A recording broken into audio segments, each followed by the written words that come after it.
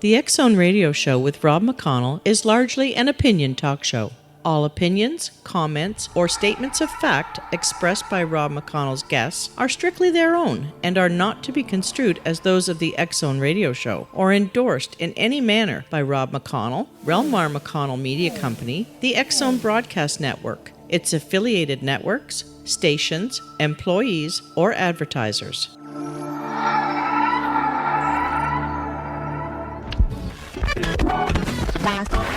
All Hit Radio.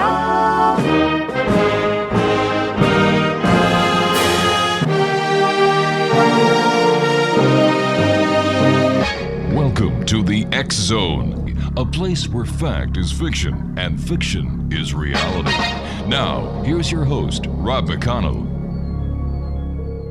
And welcome to the X-Zone, everyone. My name is Rob McConnell, and you're listening to us live and around the world on the Talkstar Radio Network from our studios in Hamilton, Ontario, Canada. If you'd like to send an email, xzone@talkstarradio.com. On MSN Messenger, you can always chat with me here in our studios by typing in talkstarradio@hotmail.com. And our websites, www.xzoneradio.com, xzonetv.com, and xzoneipod.com. My guest this hour is L.A. Marzulli. He is the author of Politics, Prophecy, and the Paranormal, and his website, spiraloflife.com, and his blog site, lamarzulli.wordpress.com. And L.A., my friend, how are you tonight? I'm great, Rob. Thanks for having me back on. Sure appreciate it. Always great having you. So what is the chatter been at your blog site this week? Glad you asked. These headlines I'm going to read are basically less than 24 hours old, and they're from different publications all around the globe. I'm just going to read you this because in Politics, Prophecy, and the Supernatural, I spent a lot of time on the Ezekiel 38 prophecy. We've talked about this before. Sure have. I've never really gotten into it. I feel tonight maybe we should touch more on the specificity of the prophecy. This is, and again, these headlines, I'm not making this stuff up. This is what I dug up for today. I'm just going to read the headlines. Iran rejects French warning. It risks Israeli strike. Mm-hmm. Another headline. Russia may aid Iran to spite U.S. Another headline. Perez declares Israel's readiness for war with Iran. Another one. Hezbollah chief warns against Gaza strike. So, you've got the mix over there is simply this. You've got this nation of Israel, which, in my opinion, the fact that it's even there is a fulfillment of this ancient prophetic thread, which I'm constantly talking about on your show, which was written 2,500 years ago and came to fruition in 1948 when Israel finally became a nation. It was literally regathered from the four corners of the earth and set back into its ancient homeland. And now, of course, we see this prophecy of Ezekiel 38, which I believe is the next big thing on the map. And what's chilling about it is when you actually look at the prophecy and what it says, and I'm just going to read a little bit. Son of man, set thy face against Gog, the land of Magog. And quickly, Magog is most biblical scholars look at that as the present state of Russia, okay? And say, and it goes on from there, and it says, O Gog, the chief prince of Meshach and Tubal, Persia, Ethiopia, and Libya with them. All of them with the shielded helmet, and it continues. The reason why, I stopped there because I want to dwell on who Persia is, Ethiopia and Libya. Obviously, Persia is the modern state of Iran. And what's bizarre is the first nation, of course, is Magog, which most people believe is Russia. And the second nation is Persia or Iran. And this is precisely what we see being set up on the world political stage right now.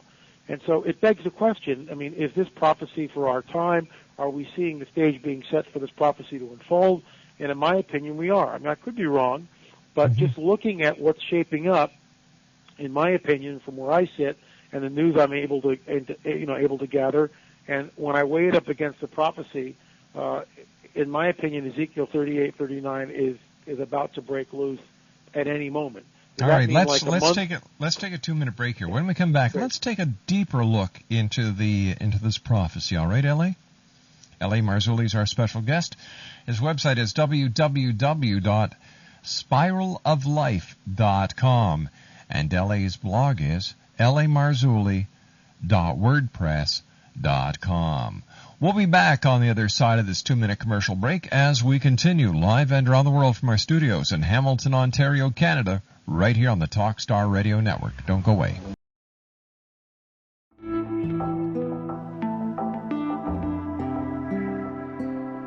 Take a step back in time and discover old Florida cuisine at Marsh Landing Restaurant in Fellsmere. Enjoy delicacies such as frog legs, gator tail, catfish, and swamp cabbage, or enjoy the more traditional cuisine like hand-cut Angus steaks, ribs, and seafood. Join us for breakfast with a southern flair featuring sweet potato pancakes, biscuits and gravy, and much more. Planning a party? Marsh Landing's private dining room can accommodate groups from 8 to 80 people. While you're visiting, enjoy the historic pictures, artifacts, and stories that line the walls. Marsh Landing is truly a unique experience. Marsh Landing Restaurant, 44 North Broadway in historic Fellsmere, or visit marshlandingrestaurant.com. Marsh Landing, Old Florida cuisine at its best.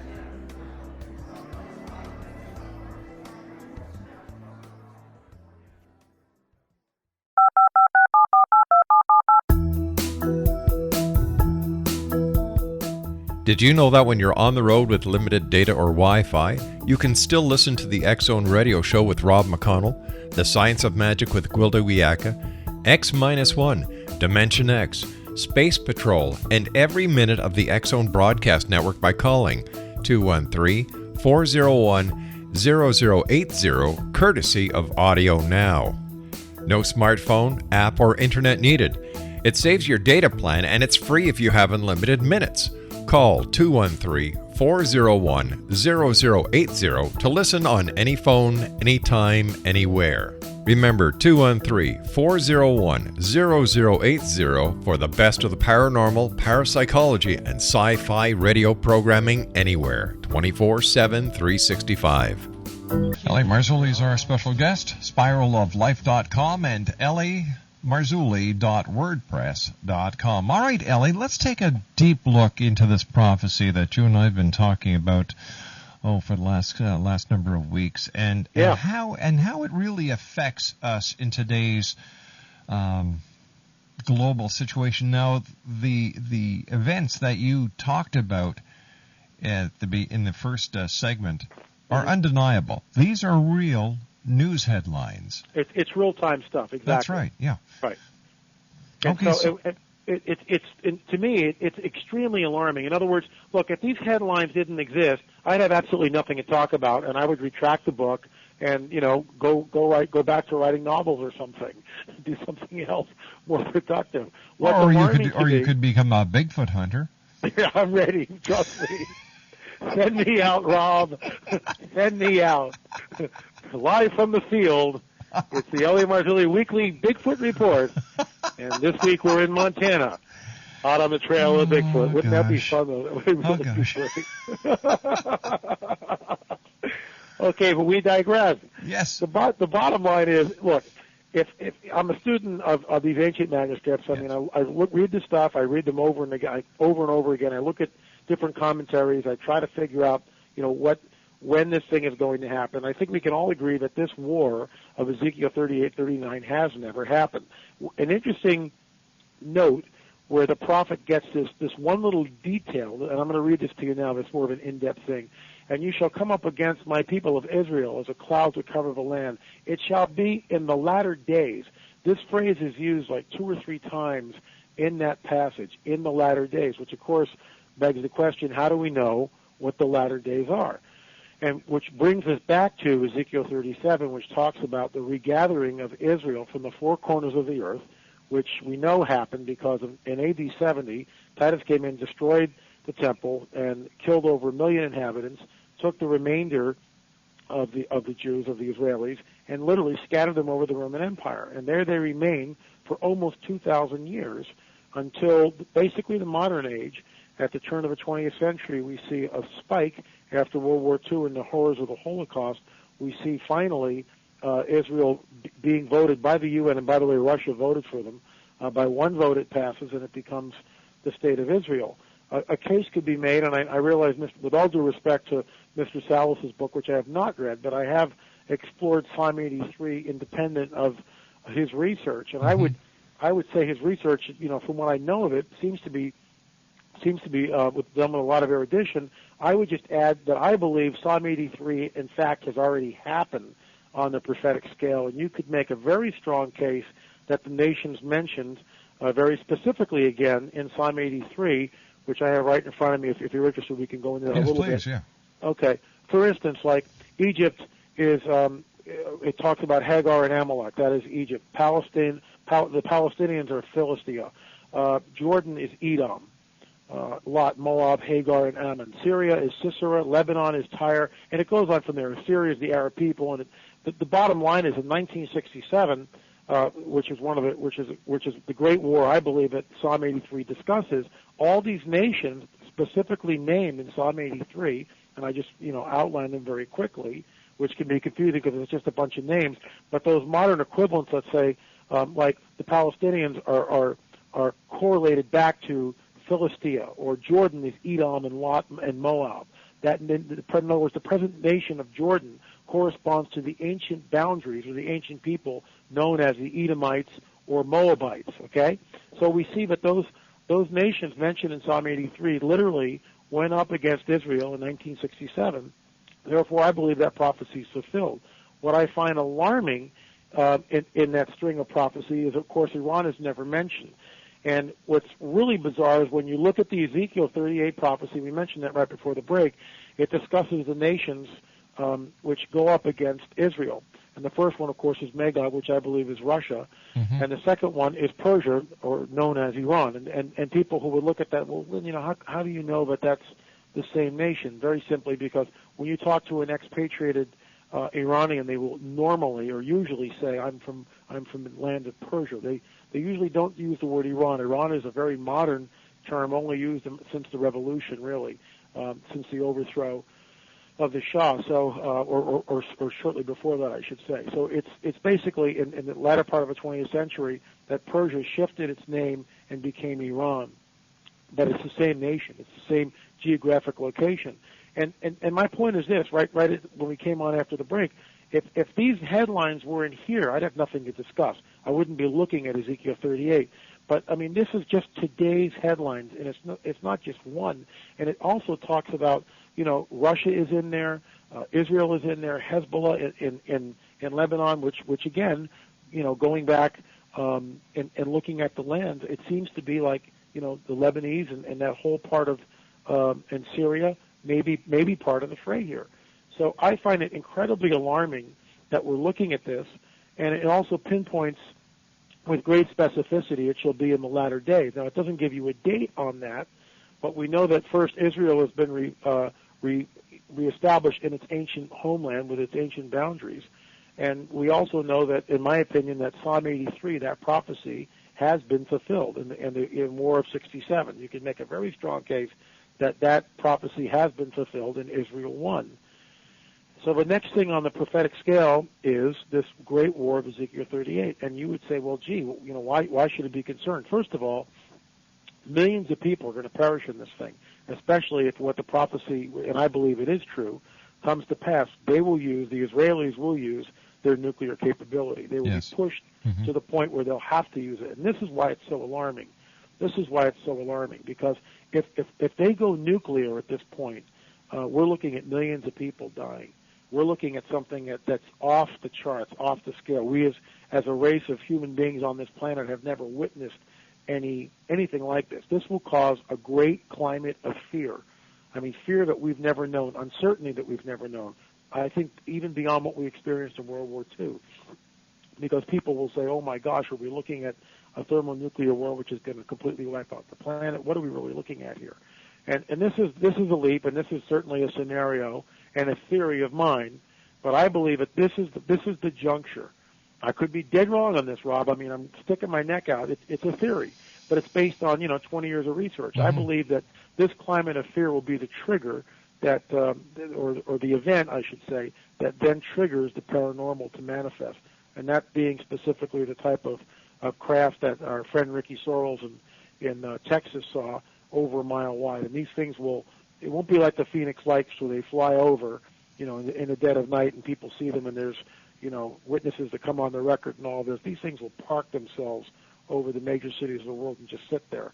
And this will cause this unbelievable paradigm shift in consciousness, which again, ancient scriptures talk about this one world religious system, which last time I was on, we talked about this, which begs the question, how do you get all these people to change their worldview or change their belief system? And I told you how I would do it. Jack Daniels. Jack Daniels, yeah. Get everybody sloshed, have a good there time, you go. have a party. For 24 hours it would work anyway. Exactly. So it's interesting to see that in my opinion, things are shaping up. Mm-hmm. It looks like the stage is being set for this. And all we can do is sit and wait and watch, and hopefully it won't happen, but it certainly looks like they're rushing towards it. So, I'm monitoring this stuff daily now and keeping a real close look at it. I know last time you were on last week, you talked about that there's going to be a strike on Iran, yes. Sooner than later, and that's, the Iranians must know that. So that, again, are they going to pull the trigger first and go after Israel? I don't know the way it comes down. I only know that these nations will come up against Israel, and they will more than likely resort to their nuclear arsenal and defend themselves that way. However, we can always hope that something will happen where a peaceful solution to this problem may happen. I would love to see that. I would love to think that I'm dwelling in a period of time where maybe this Ezekiel 38, 39 prophecy won't happen, and that we could see some sort of a peaceful resolution, to the vitriol and to the hatred that's over there. But it just seems like they're hell bent on leather, to go for this thing. I mean, the saber rattling specifically of Nasrallah, the head of Hezbollah, and of course our friend in Iran, Ahmadinejad, and the Russians have made it very clear that they're not backing down. If Iran is attacked, by proxy, they're going to back Iran. So it really is playing into Ezekiel 38 and 39. But again, the prophecy is written 2,500 years ago. Somebody, which begs the question, what was he looking at? How did he know? Was it a vision? Was it like a movie playing out in front of him? Was he transported literally through time to the place where he saw this stuff? I don't know that. I have no idea. The prophet doesn't make it clear how he sees it, but he sees it. I mean, apparently he gets a vision, which is why he's at a loss of words to really describe what he's looking at. He only knows in other places and from other prophets it talks about, and this stuff is really bizarre when you get into it. I mean, it's just really bizarre. He talks about the plague. This is what the prophet says. The plague that will strike this army. I'm kind of paraphrasing a little bit, but plague is used. Will be as they're just standing there.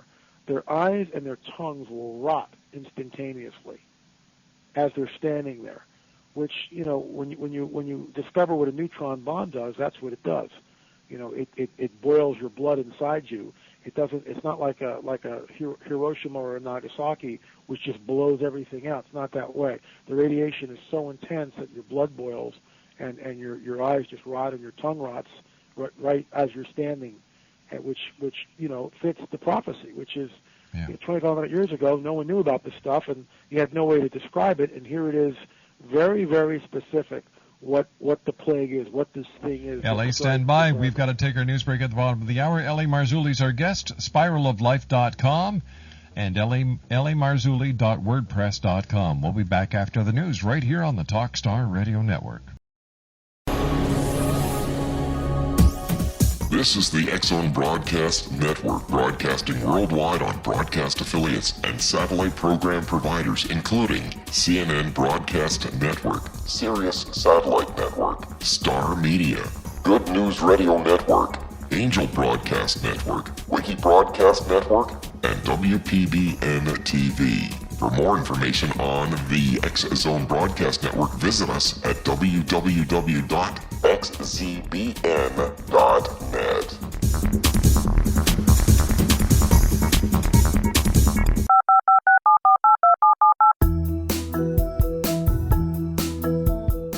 Did you know that when you're on the road with limited data or Wi-Fi, you can still listen to the X-Zone Radio Show with Rob McConnell, The Science of Magic with Gwilda Wiyaka, X-1, Dimension X, Space Patrol, and every minute of the X-Zone Broadcast Network by calling 213-401-0080, courtesy of Audio Now. No smartphone, app, or internet needed. It saves your data plan, and it's free if you have unlimited minutes. Call 213-401-0080 to listen on any phone, anytime, anywhere. Remember, 213-401-0080 for the best of the paranormal, parapsychology, and sci-fi radio programming anywhere, 24/7, 365. Welcome back, everyone. L.A. Marzulli is our special guest. His website is www.spiraloflife.com and lamarzulli.wordpress.com. By the way, Exo Nation, Cal Court has been in touch with me, and he proposed that him and Michael Horn from the Billy Meyer Society join us here on the X-Zone to have a debate. I said no.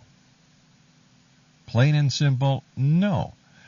And I gave him the reason being that, 2 hours before airtime on his last debate, when he was supposed to debate Major Kevin Randall, or Dr. Kevin Randall, I should say, he pulled out, citing a terrorist attack within 7 days. Well, there was no terrorist attack. And I just fully declined, and I wish him well. If he's going to be taking his debate somewhere else, good luck to him, but it will not happen here on the X-Zone. Speaking of Michael Horn, he's going to be my guest tomorrow night in hour number 3. L.A. Marzulli, welcome back, my good friend. We're talking about prophecies, and it certainly does look that the Bible, especially the Ezekiel prophecy, has the events of today dead on. And we have to ask ourselves where they did get this information. Now, what is your hypothesis on how this information was so accurate so many years ago? Well, you and I've dabbled into this and touched on it on other shows, but I honestly believe that there is an entity, for lack, let's just call it that for the time being, that lives outside our space-time continuum, and that somehow manifests through, or can manifest at all points in time simultaneously if this entity wants to. And it chooses at some particular point, let's say, to hit the prophet Ezekiel, and he chooses this man, and this man is either transported through time or sees through time or through a vision. Most of these things that Ezekiel gets are their visions. He's seeing a vision. Now, I'm not there. I haven't talked to Ezekiel one-on-one. I'd love to. I'd love to be able to sit down and go, what does it look like? Are your eyes wide open? Are you in a meditative state? Are you completely, normal, let's say, as we would be normal, and all of a sudden something in front of you, kind of a vista opens up, a window opens up in space, and you see the future? I don't know how he saw this, but he did see it. And he penned this stuff over 2,500 years ago. I blogged today on the man. It's like the average Joe, the man on the street, has no idea of what this stuff is talking, is that this prophecy even exists. Most people have never read it, have no idea how it might be playing into what we're looking at in the Middle East today. And I believe that this entity is a very benevolent, good entity. My dealings with the entity have been, I would say, very good and very benevolent. And I think there's, this opens up a whole can of worms we can get into maybe on other shows. But the bottom line is, the reason why I believe, let's say, biblical prophecy over Nostradamus or prophecies, let's say, by the Hopi Indians, is because of the great specificity of the prophecies and their accuracy. It's not like 60% or 80% right or whatever. They're really 100% accurate all of the time. And so, we're looking at the Ezekiel prophecy. It looks like it's shaping up. It looks like it's about to happen. Is this like a week away, 2 weeks away? I don't know. I only know that it's more of these articles are crossing my desk daily. If frequency means anything, it looks like it's happening with greater frequency than what it was, let's say, 6 months ago. Certainly, a year ago, there were signs. There were rumblings. rumblings, definitely rumors of war in the area, but now it's like daily, 5, 6, 7, even 10 articles, whatever, on what's happening, and everyone's jockeying for position. The U.S. fleet is over there. They've just added 3 more aircraft carriers in the Persian Gulf near the Straits of Hormuz. The Russians have a fleet. The Russians and the Iranians are in bed together. The Syrians now have opened up a channel with the Russians, and it's just a question of what, how it comes to play. What's the trigger that sets this thing off? And that's what we're looking at. L.A. Marzulli is our guest, www.spiraloflife.com, and his blog is lamarzulli.wordpress.com. L.A., the Armageddon, as described in the Bible towards the end times, is very specific as well. It is. And this is, in my opinion, there are 2 separate wars here. And I realize that, some biblical scholars place the Ezekiel 38, 39 war at the end of the 1,000 years of peace, and I don't. I just, and many other scholars, like myself, believe that this happens before Armageddon. The scenario that I believe we're looking at is we'll see this Ezekiel 38, 39 war will happen. It will kick off supernatural events that are absolutely unprecedented. It will create this one world government with a one world religious system, and it begins, in my opinion, the beginning of the 7-year tribulation, which the book of Revelation discusses and talks about. At the end of that is that battle of Armageddon, which all the nations of the world are basically involved in on some level. So that's a whole different deal. In fact, it says in the prophecy, unless those days were short. I mean, this is real sobering stuff. I mean, it's not the type of stuff you don't tell your kids. You just don't talk about it. I mean, most adults can't handle this. But when you read those words, and it says that unless those days were shortened, no flesh would survive. That is an incredibly sobering statement. Unless those days were shortened, no flesh would survive. So you see that mankind is now, left to its monstrous self, and it's allowed just to run the full gamut of man's own depravity, which is what we're looking at. And then the entity intervenes and brings about peace, and that's what we're all waiting for. Because we read the end of the book, and we know that the good guys win, and that's what we're hoping for. That's the hope. That's the hope. And I think now, that will happen. Now, you were talking about the Hopi Indians a few moments ago. Right. Where do they fit into the entire prophecy scenario? Like we've got the Mayan calendar that allegedly ends 2012, and there's a lot of people who are expecting doom and gloom.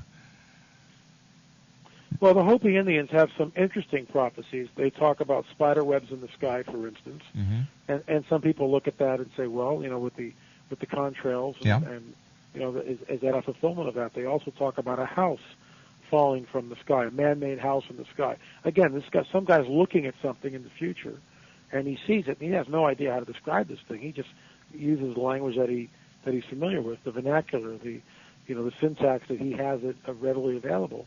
And the Hopi prophecy is that there's a house, above in the sky, and this thing falls. Is it the space station? It certainly could be. That hasn't happened yet. But that's, there's a lot of prophecies throughout time and through different parts. And people look at, Nostradamus, for instance, they're always talking about him. St. Malachi is certainly another one talking about the chronology of the popes, and we're down to the third from the last pope according to Malachi.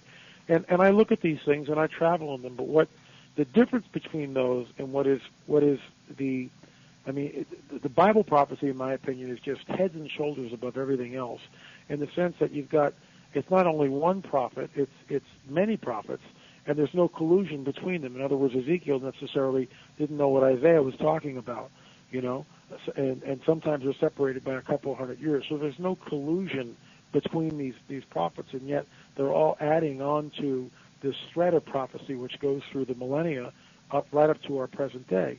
We talked about before the break, if you can make a case that the Psalm 83, the prophecy of those nations going up against Israel, has been fulfilled in the 67 war, I mean, that's amazing. We also know that the temple, the third temple, will be rebuilt. There was an article that came across my desk today talking about, once again, that third temple, that the Israelis are in negotiations trying to get that temple built.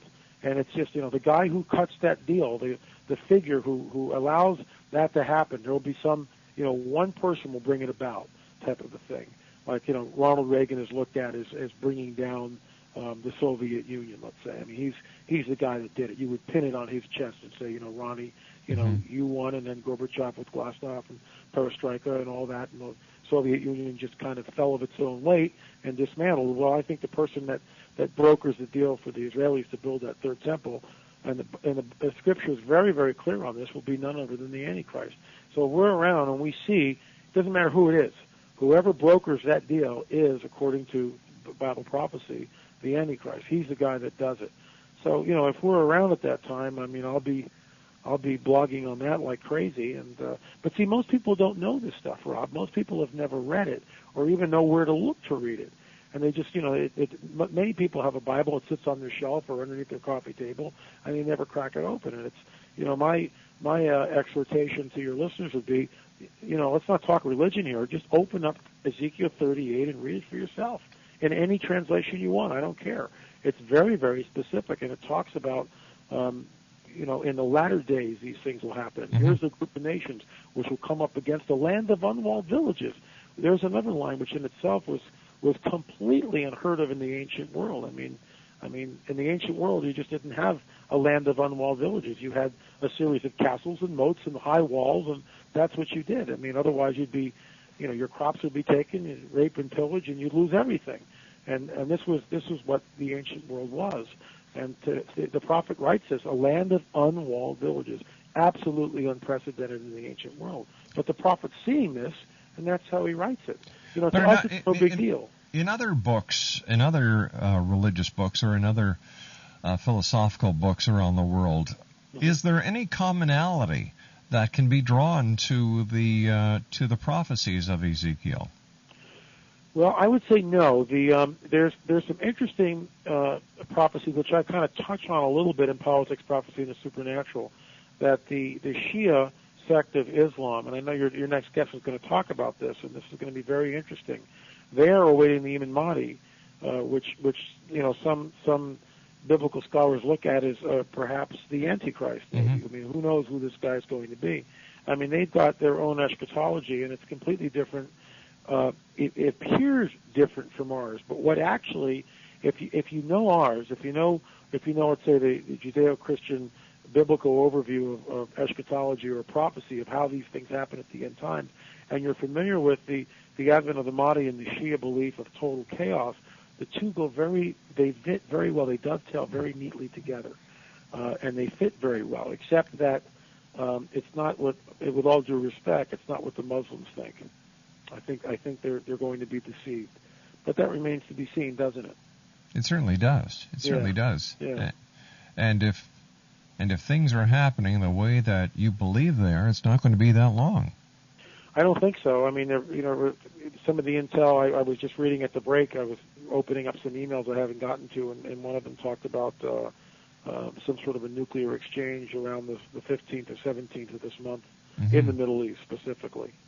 So, whether that's true or not, and where their information is it, apparently it was a leak from Dutch intel or something. But, it's all internet stuff, so who knows, where it's really, the source, and I can't track it to. I mean, I can track it some way, but not, So what do you think? So what do you think happens after the Great Tribulation? What do you think happens after the war? What happens to the planet? What happens to the survivors that are left in this war-torn planet?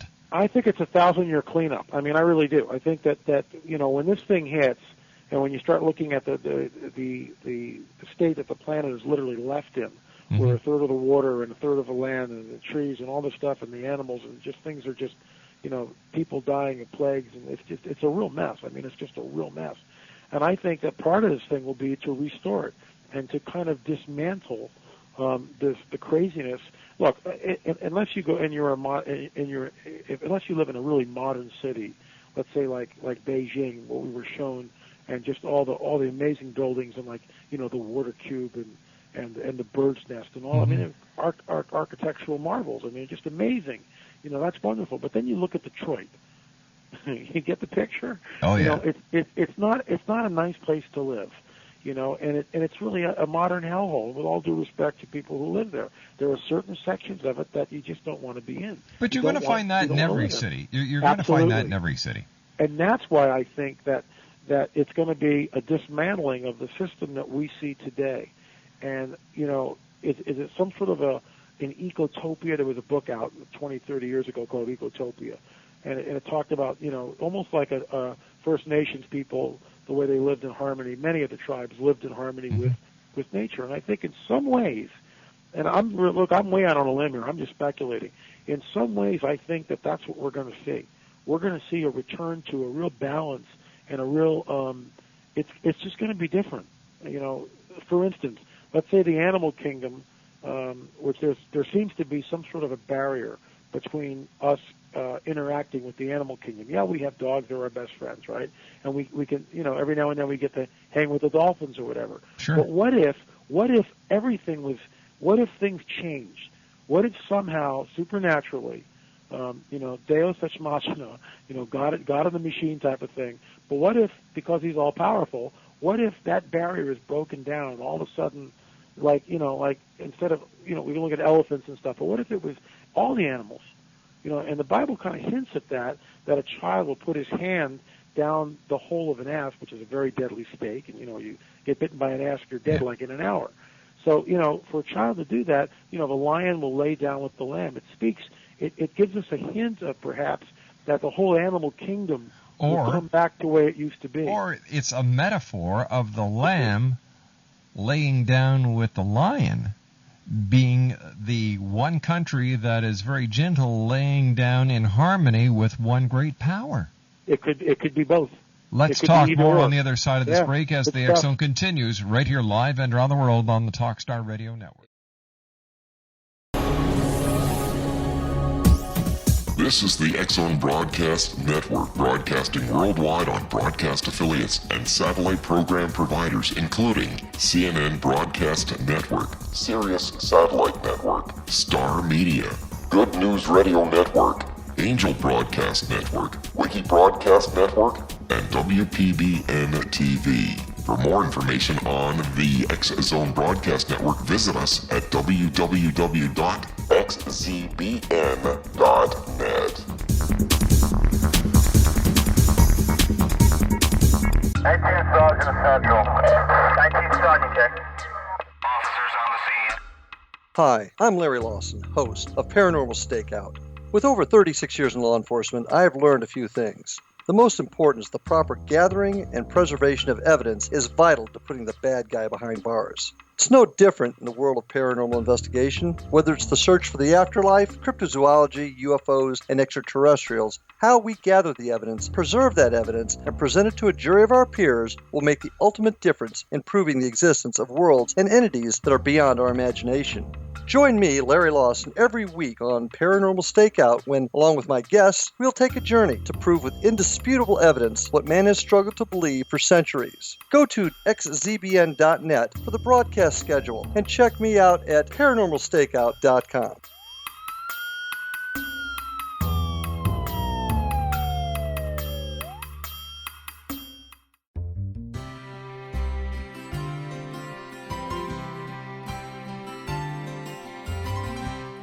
True healing must address 4 levels: physical, emotional, mental, and spiritual, for us to live joyful and productive lives. We tend to treat 3 of the 4, leaving the spiritual languishing. If you're tired of the same dysfunctional patterns cropping up in your life, Soul Balancing is for you. Trixie Phelps, owner and founder of Soul Balancing, is a naturally gifted energy healer trained in numerous esoteric forms, including shamanism. Trixie has created a powerful modality that safely and effectively clears your energetic field. A soul balancing session can remove interference, heal trauma, and restore your hope. Contact Trixie for a life-changing long-distance session today. www.soulbalancing.world.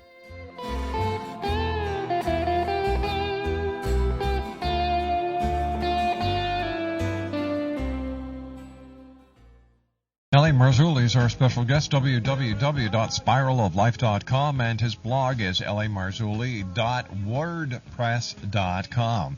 Yeah, so let's take a look at these prophecies in a different light, Ellie. here you had people who had a very limited knowledge about the world around them.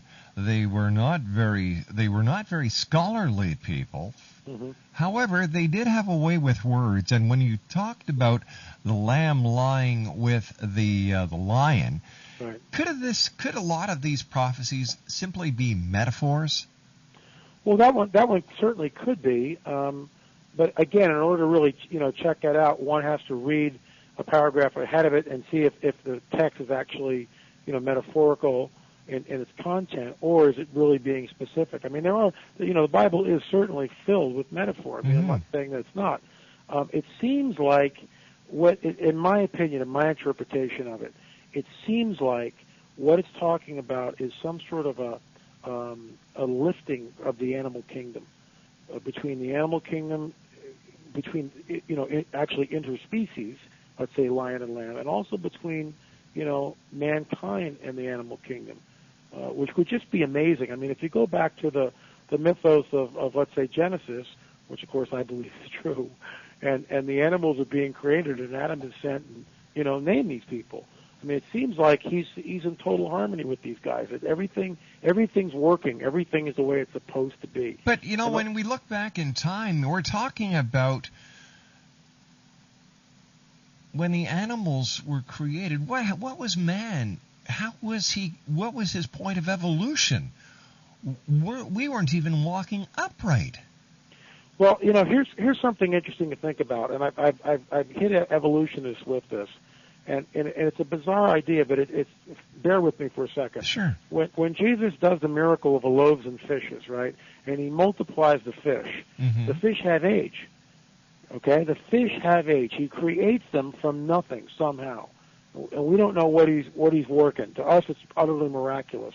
He's obviously manipulating matter and creating fish. The fish have age. They're not minnows. They have age, which means the fish show up. But 10 years old, 5 years old, whatever, they have age to them, which kind of begs the question: when he's creating, let's say, or when these animals are created, is it the same type of a thing? Is it just like 1 minute they're there, and he's got the DNA, right? Because everything works off the DNA. When Darwin wrote his theory of evolution, didn't know about DNA, had no idea it even existed. I honestly believe if Darwin were alive today, reworking his theory and knew about DNA, he would rework that puppy big time, because it doesn't make any sense, because the DNA is so precise and so infinitely detailed that you can't. You can mix the DNA of, let's say, a firefly with a frog, and you get a frog that glows in the dark. I mean, there's geneticists I've literally talked to, and that's the kind of stuff that they do, messing with the spiral of life, messing with the deoxyribonucleic double helix, which we call DNA. But that code is there. We've got to say so long for tonight, L.A., because we've run right out of time. You and I will be back talking next week. So until then, my good friend, take care of yourself. Take care. God bless. And we'll speak to you soon. When we come back on the other side of the news at the top of the hour...